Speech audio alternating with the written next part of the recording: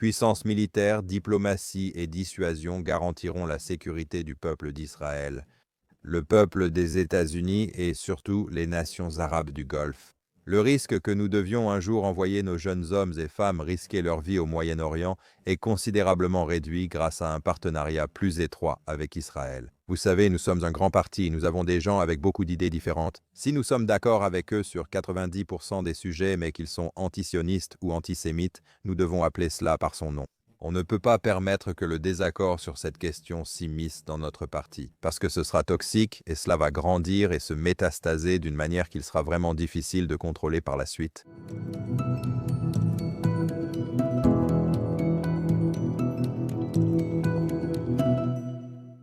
Et nous sommes de retour pour un nouvel épisode de Standpoint. Je suis Gabe Graysman et nous sommes ici.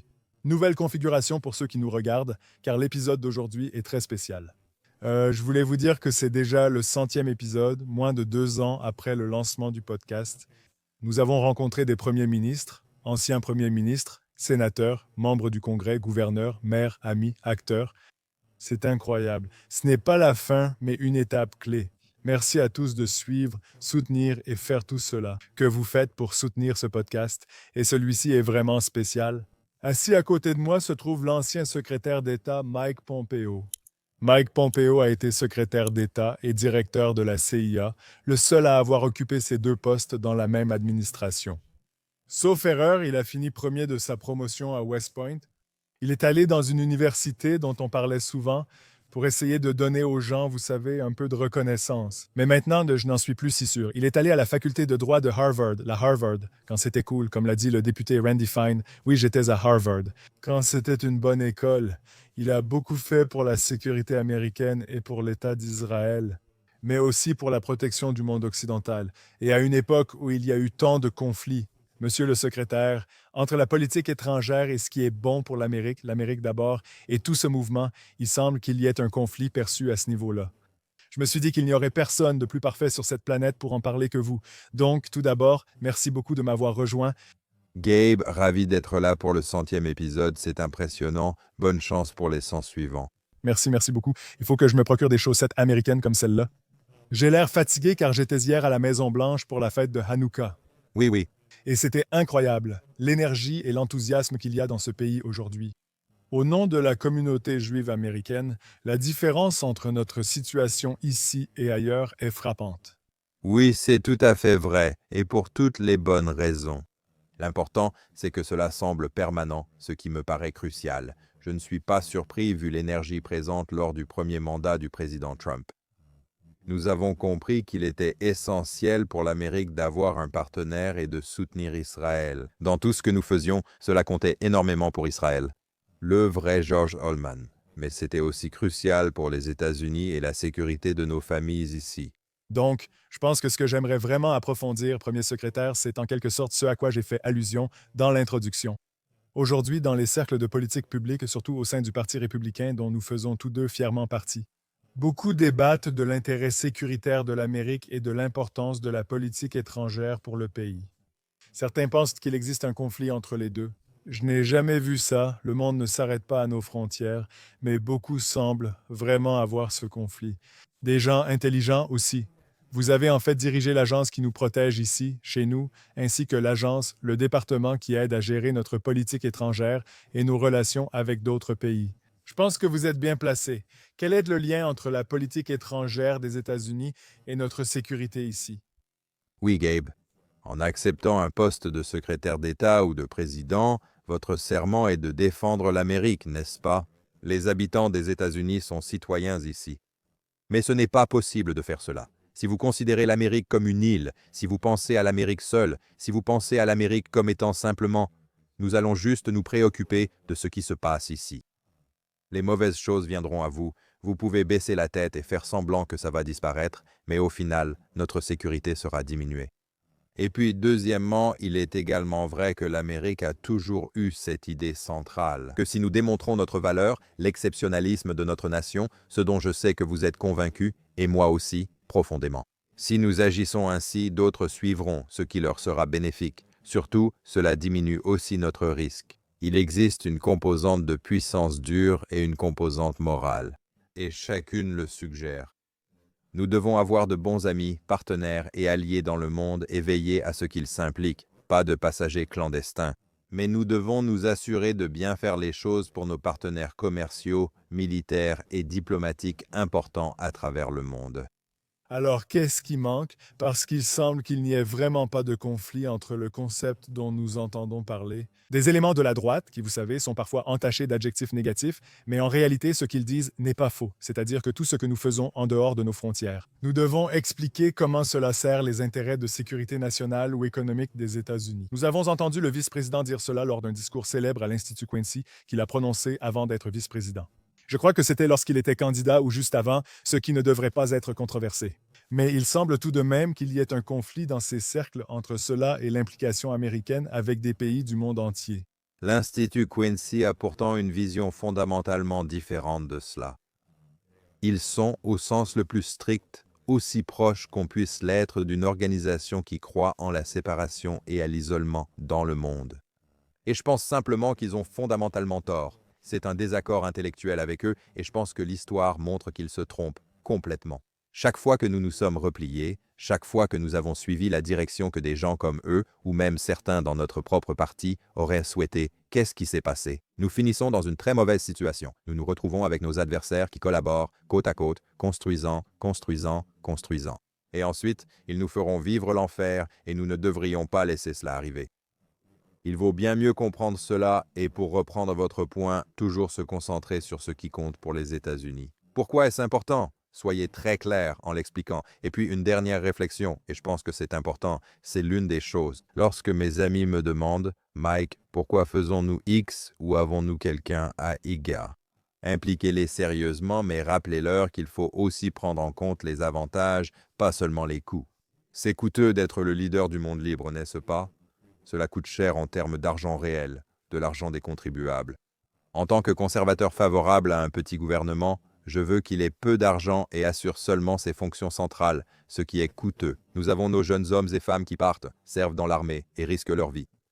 Ce sont des coûts réels. L'énorme avantage, c'est ce qu'il manque, l'avantage pour les États-Unis d'Amérique. Le fait que vous ayez ce passeport bleu et que tout le monde dans le monde veuille en faire partie, ils veulent amener leurs entreprises commerciales ici, ils veulent apporter leur technologie ici, leurs enfants veulent aller à l'école ici. Toutes ces choses découlent du fait que les États-Unis ont démontré qu'ils méritent d'être cet endroit exceptionnel.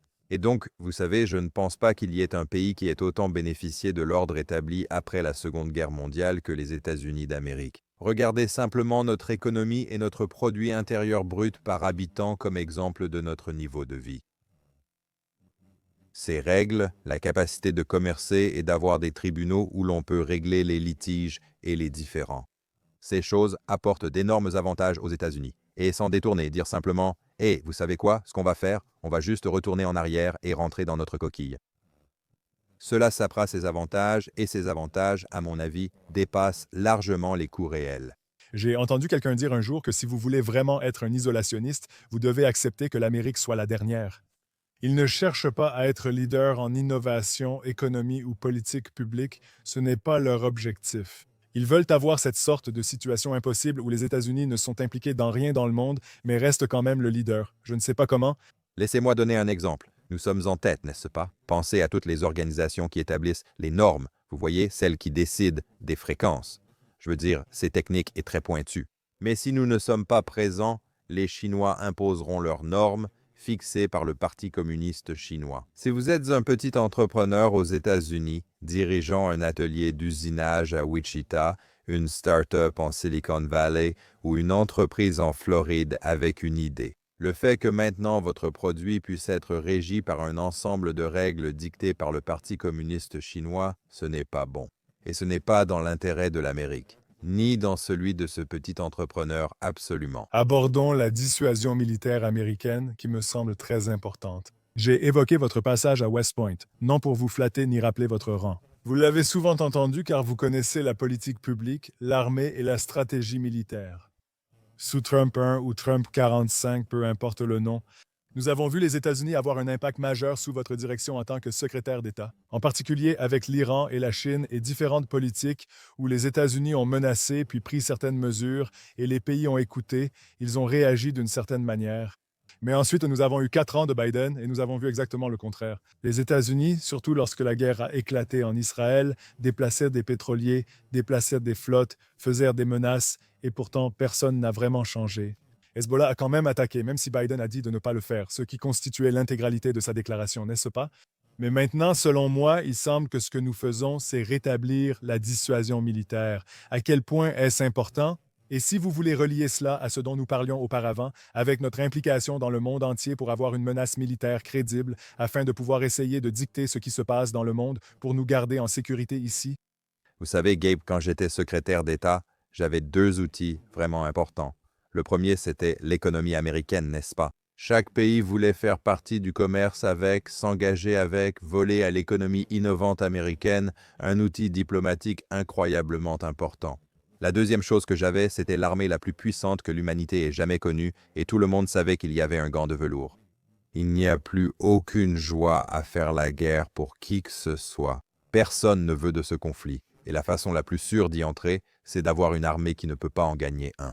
Et pour cette raison, il est extrêmement important que notre armée soit non seulement de taille et d'envergure suffisante. Cela inclut l'équipement, le personnel, une formation suffisante, tout ce qui entre en jeu, mais aussi le bon ensemble d'outils. Ainsi, dans les conflits modernes, ils peuvent non seulement rivaliser, ce qui est un terme dangereux dans le domaine militaire, mais aussi gagner, écraser nos adversaires. La capacité à le faire garantit la dissuasion. Aujourd'hui, je regarde ce conflit en Europe entre Vladimir Poutine et l'Ukraine. Le fait que le président Biden ait perdu la dissuasion a maintenant provoqué cette énorme catastrophe. Une catastrophe pour vous tous, une catastrophe. Pour les mamans ukrainiennes qui ont perdu leurs enfants ou dont les maisons ont été détruites, cela n'aurait pas dû arriver. Et quand des dirigeants mondiaux comme Vladimir Poutine, il a raison, c'est un mauvais type, il est inhumain, il est maléfique. Décrivez-le comme vous voulez, mais s'ils ne vous craignent pas ou pensent que l'agression rapporte plus qu'elle ne coûte. Ils répètent leurs actions de février 2022, avançant au maximum jusqu'à faire face à de la résistance. Et donc nous devons nous assurer que nous tous, pas seulement les États-Unis, ayons les capacités dures, les capacités militaires pour maintenir cette dissuasion. Donc, nous avons besoin de nos alliés au Japon, en Australie, en Corée du Sud. Nous avons besoin de nos alliés en Europe, qu'ils agissent enfin après 30 ans d'inaction. Autrement dit, assurer une défense dissuasive réelle pour leur pays. Cela leur sera bénéfique. Ce sera bénéfique pour les Allemands, pour les Suédois et pour les Américains s'ils font les choses correctement. Si la dissuasion est perdue, la rétablir est très difficile.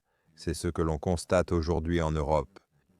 Rétablir la dissuasion est vraiment difficile et vraiment coûteux comparé au fait de bien faire les choses dès le départ.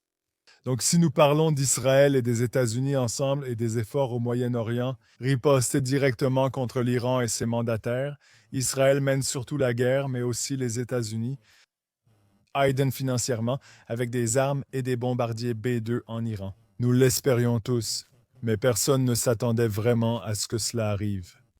Donald Trump a dit à la Maison-Blanche qu'ils ne l'avaient pas vu arriver. Ils ont fait demi-tour et sont revenus. Vous savez, il ajoute toujours un peu de piquant à tout ça. Mais il semble que vous ayez accordé beaucoup d'attention à cette région. En réalité, cela a largement influencé la paix ou son absence dans le monde. À la suite de la guerre du 7 octobre, tant de choses ont changé, y compris peut-être l'établissement d'une dissuasion militaire par Israël et ses alliés aux États-Unis dans la région. Pensez-vous que c'est le cas? Et comment pensez-vous que cela va changer les choses à l'avenir? Oui, écoutez, le 7 octobre a vraiment été un tournant. Il y a eu une tragédie, une horreur génocidaire comme je n'en ai jamais vu de mon vivant. Mais c'était aussi un tournant. Je pense que les Israéliens en sont encore plus conscients qu'avant. Nous allons devoir tout faire et nous sommes prêts à porter le fardeau nous-mêmes, mais nous aimerions avoir des amis et des alliés. Nous souhaitons le soutien de l'Amérique, mais agirons avant tout pour notre peuple et la vigilance. L'échec du 7 octobre, c'est qu'ils avaient perdu ce droit. Ils pensaient avoir compris le Hamas, ils pensaient avoir compris l'Iran. Là où il y avait cet arrangement, et tragiquement, ils l'ont perdu ce jour-là. Tu sais, Gabe, je pense qu'il reste encore beaucoup de travail à faire. Je donne énormément de crédit à Tsahal, à la direction israélienne politique et militaire pour ce qu'ils ont accompli, n'est-ce pas? Ils ont décimé le Hamas et fortement affaibli le Hezbollah sans aucun doute. Les frappes au Yémen contre les Houthis ont diminué leur capacité et, bien sûr, ce qu'ils ont fait en Iran a constitué un changement majeur. Vous savez, le président Trump en a parlé, nous avons anéanti leur programme nucléaire. Je n'aurais sans doute pas employé ce mot, mais on s'en est vraiment rapproché. Les Israéliens ont aussi détruit les défenses aériennes. Le président Trump a pris la décision juste d'intervenir et de frapper à Eshbahan et même de détériorer davantage leur capacité nucléaire. Mais Gabe, ça continue. Des gens me demandent « Quand ça va finir ?» Et tu sais, en tant que chrétien, le mal rôde sur la terre, ça ne s'arrête pas. Et donc, pour répondre à ta question précédente, on ne peut jamais cesser de rester vigilant, on ne peut jamais cesser de dissuader ses adversaires, sinon on finit par se retrouver dans beaucoup trop de conflits. Pour l'amour du ciel, le Hamas n'abandonnera pas volontairement ses armes. Le Hezbollah ne va pas dire « oui, nous voulons faire partie d'un État politique libanais ». Ce sont des mouvements de résistance financés par un régime en Iran qui profite énormément de la propagation de la terreur dans le monde entier. La sécurité du peuple d'Israël repose sur la puissance militaire, la diplomatie et la dissuasion. Le peuple des États-Unis et, très important aussi, les nations arabes du Golfe. Ils savent parfaitement que ce qu'Israël a fait et ce que les États-Unis ont fait pour diminuer les capacités de l'Iran rend les jeunes Omanais, les jeunes Émiratis, les jeunes Koweïtiens bien plus en sécurité qu'ils ne l'étaient avant ces actions. Ils ne peuvent sans doute pas l'applaudir publiquement comme nous le pouvons. Mais au fond, ils savent qu'ils sont plus en sécurité et ont une voie vers la prospérité. C'est plus simple et plus clair que si Israël n'avait pas fait ce qu'il a fait. Ouais, et Dieu merci pour cette alliance pour de nombreuses raisons, mais aussi, les Européens sont pour la plupart absents, principalement à cause de l'islamisation de l'Europe et des menottes politiques qu'ils se sont eux-mêmes imposées. Exactement ce chemin du suicide, comme certains l'ont décrit et se sont infligés pour des raisons politiques ou par stupidité, montre à quel point cette alliance est importante. Je voulais juste insister sur quelque chose d'important. Tous ceux qui ont déjà écouté ce podcast ou qui me connaissent savent que je suis un patriote jusqu'au bout. Né à Washington, district de Columbia, ce pays a accueilli mes parents argentins. Je suis un juif américain fier, grand sioniste, amoureux d'Israël et de tout ce qui s'y rapporte. C'est la terre natale de mon peuple, c'est là que mon peuple est né en fait. C'est aussi là que le christianisme est né, là où ton peuple est aussi né. Les gens oublient cela. Oui, bien sûr. Et ça occupe une grande place dans mon cœur, et en tant que personne engagée en politique du côté démocrate, nous savons ce qui se passe. Nous avons reçu John Fetterman, le sénateur, il y a quelques semaines, qui a parlé très ouvertement de ce qui se passe au sein du Parti démocrate. Nous en avons beaucoup parlé dans le Parti républicain, même s'il semble y avoir, mettons de côté les antisémites un instant, ceux-là. Peut-être êtes-vous chrétien et pensez pouvoir encore les sauver? Je ne pense pas qu'ils soient irrécupérables de mon point de vue, mais mettons-les de côté un instant. Ensuite, il y a les gens un peu au milieu. Et quand ils regardent d'Israël, ils ne comprennent pas pourquoi. L'alliance des États-Unis avec Israël ainsi que l'investissement de ressources renforcent leur sécurité nationale. Donc, en tant que personne qui était dans la pièce, j'étais même dans plusieurs de ces pièces. D'abord, en tant que membre du Congrès, mais aussi comme directeur de la Central Intelligence Agency et secrétaire d'État. Nous avons passé du temps ensemble en Israël, ce qui était très, très mémorable avec nos familles. Mais pourquoi les États-Unis? Le soutien à Israël est-il essentiel pour la sécurité des États-Unis?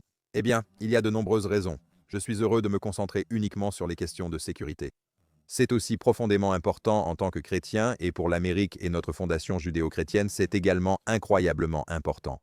Mais en ce qui concerne la sécurité, je ne peux pas vous dire combien de vies américaines ont été sauvées grâce à l'excellente intelligence israélienne et la capacité de nos deux pays à partager ces renseignements, cet ensemble de compétences et à déjouer des complots terroristes qui visaient à tuer des Américains, certains ici même sur le sol national, d'autres des Américains voyageant à l'étranger. On en parle peu, mais je l'ai vécu, vu et expérimenté. Et j'ai remercié tant de fois les dirigeants israéliens pour ce qu'ils ont fait pour le peuple des États-Unis d'Amérique. De façon plus large, pour de nombreuses raisons, les États-Unis ont un intérêt profond au Moyen-Orient. Nous pourrions en discuter longuement. Si certains estiment qu'il n'y a pas d'intérêt américain là-bas, c'est un autre débat. Je pars du principe que nous en avons. Nous avons un partenaire unique, un partenaire doté de capacités uniques, un partenaire qui partage de façon unique notre système démocratique. Nous ne devrions jamais le tenir pour acquis. Et donc pour nous, le risque que nous devions envoyer nos jeunes hommes et femmes risquer leur vie au Moyen-Orient un jour. Il est énormément réduit grâce à une épaule, une sorte de partenariat avec Israël. En agissant ainsi, nous aurons des partenaires en Arabie Saoudite et aux Émirats, pas seulement via les accords d'Abraham. C'est un excellent aspect de cela, mais nous trouverons un effort collectif pour aller contre la cible, l'adversaire. Les terroristes en Iran, éradiquer l'extrémisme dans une large mesure dans beaucoup de ces nations et réduire le risque pour la patrie américaine. Je le tiens parfois pour acquis, mais il faut toujours l'exprimer et l'expliquer. Mon fils ne se souvient pas du 11 septembre de la même manière que moi, et il ne s'en souvient pas. Les combats en Afghanistan, où nous avons éliminé une grande partie d'Al-Qaïda pendant tant d'années et réduit le risque. Nous avions de bons partenaires en Israël qui nous ont aidés à chaque étape. Et même si nous ne pouvons pas tout dire publiquement, ne vous y trompez pas. Notre principal partenaire au Moyen-Orient pour la sécurité américaine, c'est la nation d'Israël. Monsieur le secrétaire, quel est l'avenir du Parti républicain? À quoi cela ressemble-t-il ici, aux États-Unis? Je vais demander plus précisément du point de vue de la communauté juive américaine. Il y a évidemment eu une montée de l'antisémitisme qui a plus que doublé d'année en année au cours des 10 dernières années, et depuis le 7 octobre, cela s'est accéléré encore davantage. Au cours des dernières semaines, nous avons vu l'attaque en Australie. À l'Université Brown, la situation semble devenir de plus en plus antisémite. Un scientifique nucléaire du Massachusetts Institute of Technology a également été tué. Nous l'ignorons encore, mais en reliant les points, nous pourrons deviner et suivre l'évolution de cette histoire. Il y a certainement un grand sentiment de peur. Ceux qui s'intéressent à la politique, comme la plupart des Juifs, pour diverses raisons, c'est un sujet complexe. Ils veulent être toujours démocrates, mais je pense qu'on les amènera au Parti républicain. Je crois qu'on est presque arrivé à 40 avec Trump, ce qui est le chiffre le plus élevé jamais atteint, et on va continuer comme ça. Le Parti démocrate n'existe plus pour la communauté juive. Je l'ai souvent dit, le Parti républicain soutient totalement Israël, sauf dans des cercles comme celui-ci ou médiatiques, Des cercles politiques? où il semble que la communauté juive entende de plus en plus de propos antisémites, de propos anti-Israël. Le parti prend-il cette direction ou cela va-t-il s'estomper? Comment continuer à protéger le Parti républicain et évoluer dans la bonne direction? Oui, vous savez, il y a ce vieil adage qui dit « L'ami de mon ennemi est mon ami ». Nous devons dénoncer même ceux avec qui nous sommes d'accord sur 90% si ce sont des antisionistes ou antisémites, il faut le dire. On ne peut pas dire, eh bien, ils sont d'accord avec moi sur le gouvernement limité, pensent que les impôts devraient être plus bas ou sont de bonnes personnes chrétiennes. C'est très bien. Quand quelqu'un, quel que soit son parti politique, agit d'une manière qui n'est pas conforme à l'amour de son prochain. Et l'amour du peuple juif, le peuple juif ici aux États-Unis, et le peuple juif dans sa patrie légitime en Israël, ou partout où il peut se trouver dans la diaspora. Les dirigeants républicains doivent non seulement le dénoncer, mais aussi en expliquer la raison. C'est profondément incompatible avec nos valeurs de conservateurs et républicains. Je pense que parfois, la partie difficile, c'est de dire « Mince, tu sais, Joe est mon ami, et Joe a dit quelque chose d'antisémite, et je ne veux pas fâcher Joe, parce que Joe est d'accord avec moi sur la question pro-vie, ou peu importe le sujet. » Ce n'est pas assez, ça ne va pas. Nous sommes un grand parti avec des gens aux idées variées. Tu peux être d'accord avec moi sur le bon taux d'imposition marginale sur les plus-values, ça a l'air super. Tu ne dois pas laisser des désaccords sur ce sujet diviser notre parti, parce que ce sera toxique et va rapidement se propager, rendant ensuite le contrôle très difficile. Et donc, en fait, j'ai été encouragé ces dernières semaines et même ces derniers mois, que la poignée de personnes qui se sont comportées d'une manière incompatible avec l'amour du peuple juif et le fait d'être pro-sion, c'est ça, des sionistes au sens strict. Ceux d'entre nous qui se sont manifestés et ont dit « non, ça, c'est inacceptable, c'est hors limite et nous ne le tolérerons pas ». C'est important car votre remarque sur la gauche est très pertinente. Il a été très difficile de reprendre cela en main. Je pense que le centre, Federing dirait ne pas savoir comment le récupérer. Moi non plus. Je prie pour qu'un jour ils y parviennent, qu'ils en viennent à voir cela comme la chose juste à faire et la bonne manière d'agir. Mais au sein de notre parti, nous avons une longue histoire cohérente et nous devons la protéger et la préserver. Absolument. Dernière question. Comme ça, votre équipe n'aura pas à me faire signe? L'une des dernières actions que vous avez menées en tant que secrétaire d'État concernant Israël était « Vous avez visité la Judée et la Samarie, ce que le monde appelle à tort la Cisjordanie, et vous avez fait une déclaration que beaucoup appellent la doctrine Pompeo. J'ai l'impression que l'impact n'a pas été à la hauteur. Peut-être que seuls les juristes comme nous s'y intéressent, mais c'est très important historiquement, à mon avis.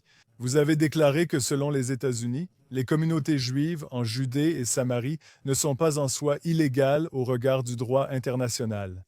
Et cela a vraiment été un moment charnière pour ceux qui suivent cela, moi y compris. Qu'est-ce que cela signifiait pour vous? Vous étiez là avec votre femme, vous avez été accueillis aussi chaleureusement que possible. De ce segment, je suppose, de la population dont je fais partie. Mais qu'est-ce que cela signifiait pour vous sur le plan personnel? Pourquoi était-ce important pour vous de visiter cet endroit et de faire cette déclaration en fin de mandat? Vous savez, c'était de loin l'un des moments les plus satisfaisants personnellement de mon passage au service du gouvernement. Cela avait donc une grande conséquence politique, non? En tant que question géopolitique mondiale, il s'agissait de reconnaître la vérité que la Judée et la Samarie font légitimement partie d'Israël et que ces implantations ne sont pas illégales en soi. Pendant longtemps, l'Organisation des Nations Unies et la communauté juridique internationale l'ont tenu pour acquis. Et donc, pour corriger cela, pour l'écrire, au moins pour les États-Unis d'Amérique, au moins à ce moment-là, le secrétaire Blinken est allé et a annulé cela. C'était important pour moi parce que cela faisait une déclaration sur quelque chose qui me tient vraiment à cœur et quelque chose qui a vraiment bénéficié à mon pays. Et pour cette raison, c'était tout simplement formidable, c'était la bonne chose à faire. D'ailleurs, nous avons fait tout le travail de vérification, nous avons fait tout le travail juridique. Ce n'était pas simplement que Mike pense ou croit quelque chose, mais plutôt de veiller à ce que tout soit correct et conforme à la loi. Et c'était génial, c'était un jour très spécial. Vous savez, il a fallu qu'un vin porte mon nom. C'est fou. Je l'ai en tête. Voilà, c'est vraiment magnifique. Et les gens... J'ai revisité la Judée et la Samarie après mon poste de secrétaire d'État avec l'ambassadeur Friedman, et c'était formidable. Ce sont des lieux importants, historiques, des lieux importants bibliquement, des lieux importants dans ma Bible et dans la Torah. En marchant ici, on se rend compte que ce que vous avez fait ce jour-là en Judée et en Samarie était insignifiant. Mais c'était ma petite contribution, mon petit pas, en disant non, nous allons réparer cela pour le peuple juif qui vit dans ces lieux. Eh bien, je vais vous dire que, de mon point de vue, ce que cela a révélé en tant que personne qui a suivi votre carrière, c'est que vous avez fait les bons choix. Parfois, en observant les élus ou responsables gouvernementaux, on les voit prendre de bonnes décisions et on les applaudit. Mais on ne sait pas vraiment ce qu'ils ressentent, n'est-ce pas? On sait qu'ils font ce qu'il faut, et franchement, parfois, c'est plus important, non? Fais ce qu'il faut, que tu le ressentes ou non, n'est-ce pas? Mais quand j'ai vu ce moment et que j'y ai assisté en partie, j'ai pu voir. Tu parles en fait à Shiloh et tu y fais un discours qu'on appelle Shiloh, mais à Shiloh est dans la première capitale du pays d'Israël, en fait. Et tu t'es un peu dévoilé là-bas en montrant un peu le pourquoi derrière tout ce que tu as fait. Merci beaucoup, monsieur le secrétaire d'État Pompeo. J'espère que ce n'est pas la dernière fois que nous vous voyons en politique. Je pense que ce ne sera pas le cas. Je vous apprécie. Merci à vous. Merci Gabe. Merci, c'est merveilleux d'être avec vous. Merci de votre écoute. Pensez à aimer, suivre et vous abonner pour soutenir le podcast. À la prochaine fois.